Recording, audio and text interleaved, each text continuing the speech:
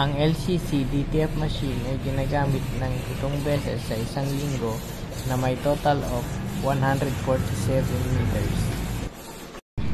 Ito yung printer head, capping,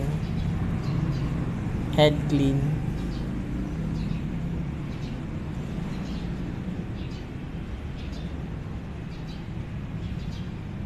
pagkatapos ay punasan ang wiper,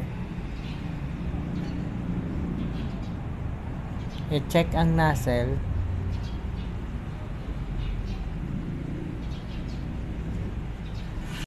ang ink system namin ay tama lang, ang waste tank ay nilinis noong October 24, ang ABR namin ay naka 220 volts.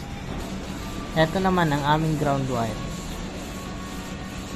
Dito naman nakalagay ang aming use ink, unused ink,